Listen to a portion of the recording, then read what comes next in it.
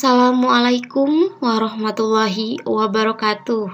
Sampurasun. Kumaha kabar rencangan sadayana? Sehat? Mugia urang sadayana disehatkeun tur ditebihkeun tina samudaya panyawat. Utamina panyawat corona anu kiwari nuju ngarandapan nagara urang. Sok sanaos pangajaran masih BDR, belajar di rorompok. Mugia teu ngirangan rasa semangat urang sadayana dina diajar. Dina kesempatan ieu sim kuring baris medar hiji materi nyaeta ngeunaan warta. Cik naon sih warta teh? Aya nu uninga?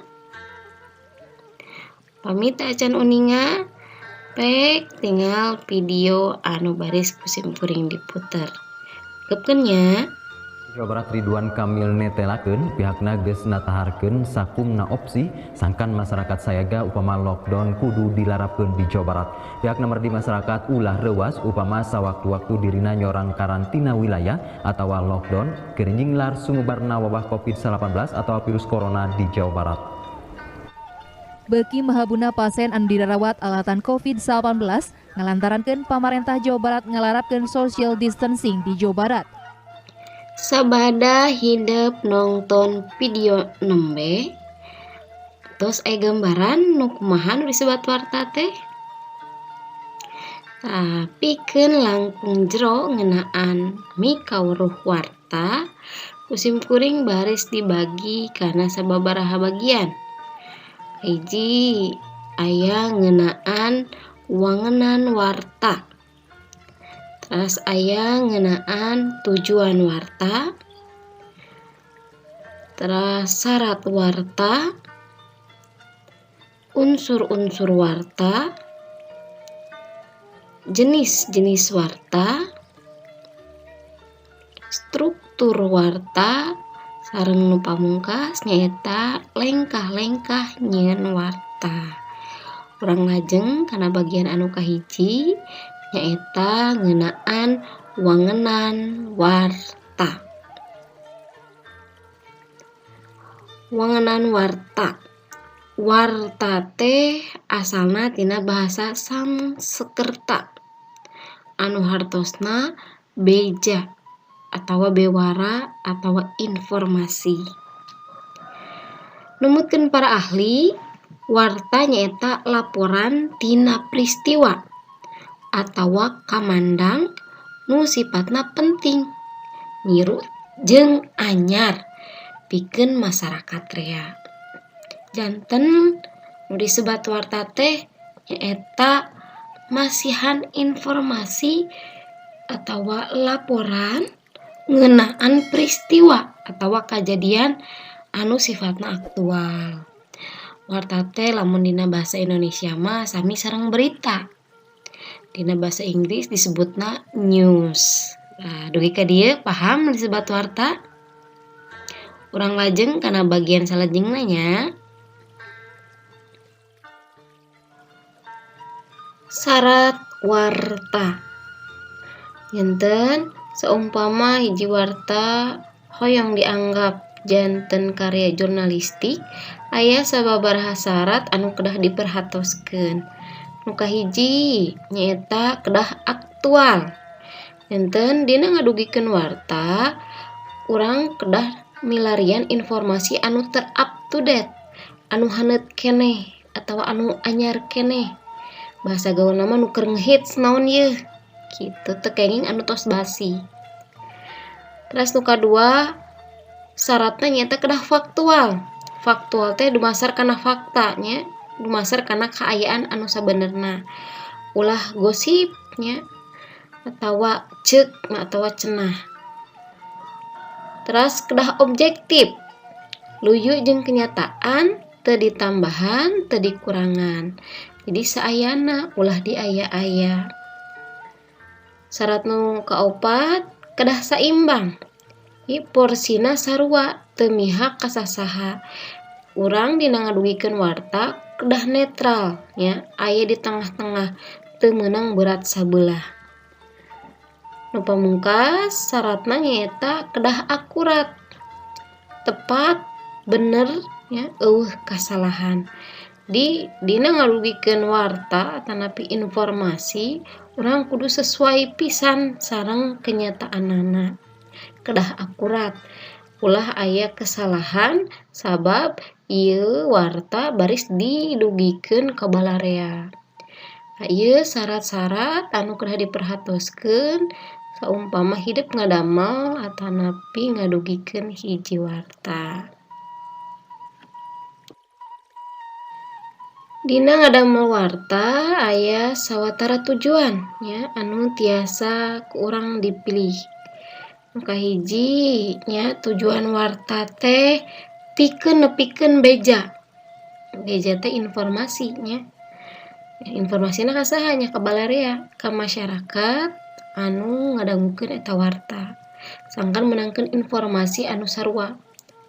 Kan urang sok apal nya aya kajadian di Amerika misalnya atawa di Kalimantan. Urang bisa nyaho eta kajadian teh ngaliwatan warta. Kulantaran kajadianana dibejakeun nya, dibewarakeun. Terus tujuan sanesna aya pangajak. Nah, jadi salian ti mere informasi hiji warta oge bisa ngajakan ke masyarakat pikeun ngalakukeun hiji hal. Misal ngawartakeun ayeuna protokol kesehatan. Eta kan ngajak sangkan urang teh ngalakukeun protokol kesehatan dina kahirupan sapopoe sangkan tebih tina corona. Tas aya oge tujuanana mangrupa propaganda atau promosi. Lamun promosi mah biasana aya hiji produk anyar ya. Anyar keluar, sangkan masyarakat apal kana eta produk dibewarakeun ngaliwatan warta. Tujuanna naon sangkan urang apal tur urang milu meuli kana eta produk. Tah eta ya sawatara tujuan dina warta. Salajengna aya unsur-unsur warta. Salian ti syarat-syarat di luhur, warta anu hade oge miboga unsur-unsur. Unsur warta teh ngawengku 5W plus 1H. Nu uningan naon wae 5W plus 1H teh? W nu kahiji nyeta watt. Watt teh naon? Nya naon ya watt teh. Terus aya where, di mana. Terus aya when, iraha. Aya who, saha. Terus why, naha, kunaon. Sareng aya how, kumaha. Unsur ieu teh kedah aya dina warta. Jadi naon kajadianana, naon nu jadi barang buktina, naon wae anu kalengitanana. Lamun where, di mana kajadianana? Iraha kajadiana teh?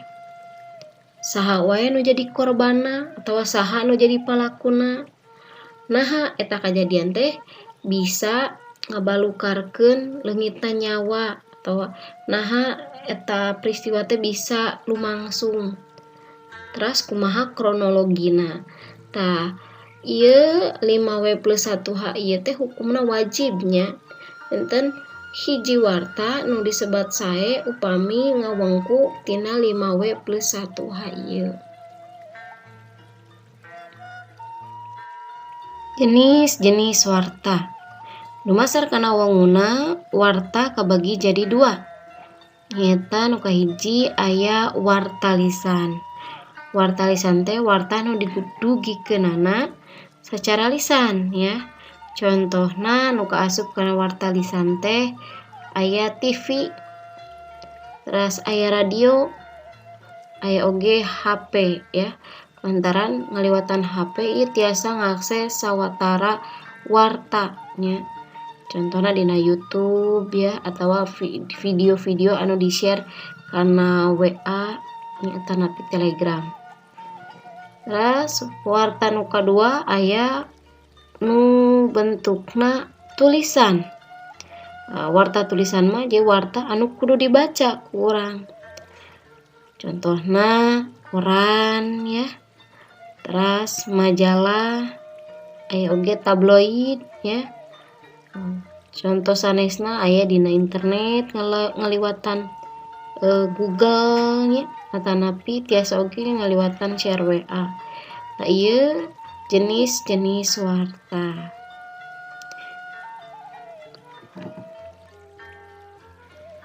Salajengna aya struktur warta. Nalika hideup bade ngadamel hiji warta kedah merhatoskeun strukturna. Struktur nu kahiji aya judul atau headline. Judul biasana muncul pangmimitina nya. Judul teh mangrupa slogan anu midangkeun topik dina wangun nu leuwih narik ati. Jadi lamun tiasa mah dina ngadamel judul teh anu tiasa ngahudangkeun kapanasaran nya pikeun nu maca. Sangkan urang teh si pamaca teh kairut. Tapi kade dina judul ge ulah dugikeun ka judulna naon tapi isina naon. Tak ayeuna seueur warta-warta anu supaya masyarakat dek maca. Jadi judul mah dibuat semenarik mungkin ya, sepenasaran mungkin. Pas dibaca ternyata antara judul jeung eusi henteu nyambung. Tah judul kudu mewakili kana eusi nya. Sok sanaos kudu ngahudangkeun kapanasaran. Terus aya bubuka atau lead atau intro. Jadi bubuka teh nyata alinea atau paragraf anu pangmimitina anu aya di handapeun judul. Jadi nyieun lead oge kudu alusnya lantaran lead teh teu beda jeung etalase lah lamun dina toko mah. Mun bubuka hiji warta alus tangtu nu maca bakal terus kataji. Hayang maca nepi ka beres gitu. Jadi introna nya kudu sae.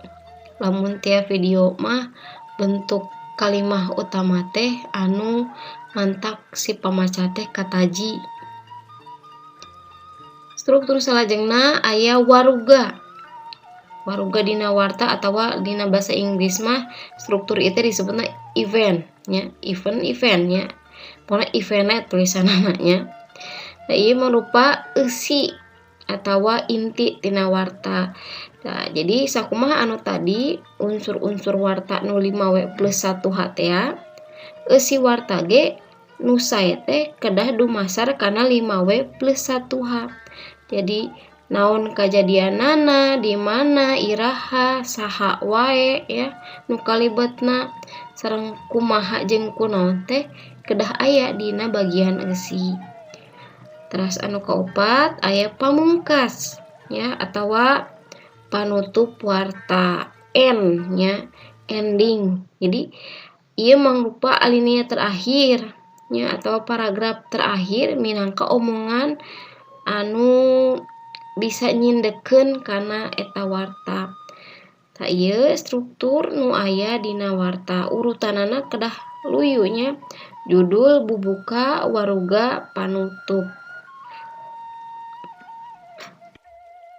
Atos hidup mika nyaho wangenan, saras, struktur ya, jeung unsur-unsur dina warta, hidup kedah tiasa oge ngadamel nu namina warta.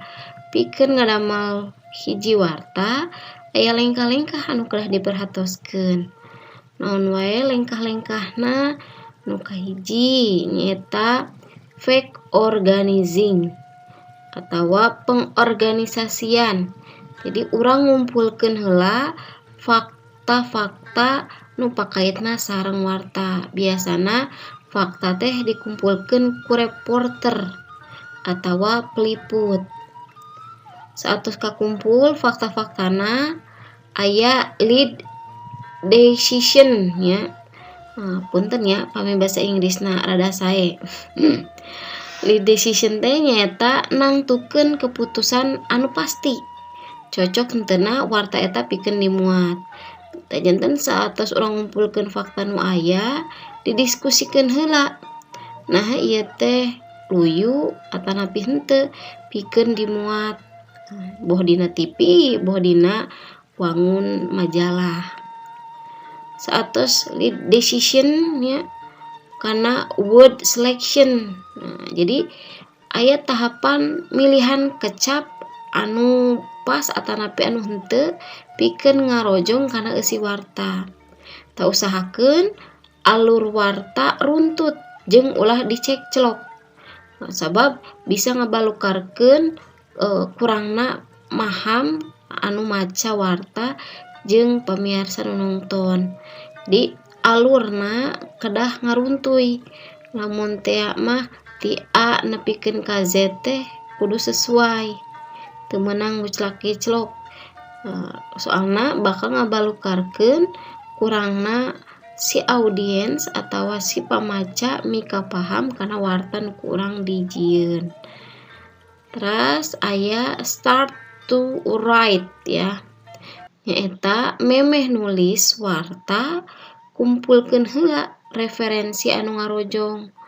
Konsentrasi supaya anu nulis warta teu salah. Jadi sok sanajan urang geus muat ye aya faktana, aya berita nu cocok, terus dipilihan kecap-kecapna.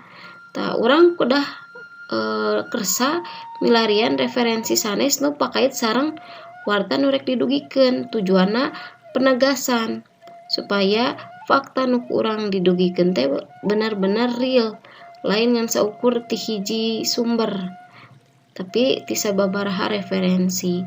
Jadi terpercaya warta anu kurang didugikeun. Kan ayanya slogan warta teh nyata ter-up to date, terpercaya cenanya. Eta nu disebat warta. Ieu lengkah-lengkahna kumaha tiasa dipika paham? Mugia anu nembe kusim kuring dijelaskeun tiasa dipika paham ku urang sadayana. Mung sakitu anu tiasa kusim kuring didugikeun ngeunaan materi warta. Hapunten saupama seueur kekecapan anu kirang merenah. Hatur nuhun kana samudaya perhatosanana. Wabillahi taufiq wal hidayah. Wassalamualaikum warahmatullahi wabarakatuh. Sampurasun. Hurip Sunda.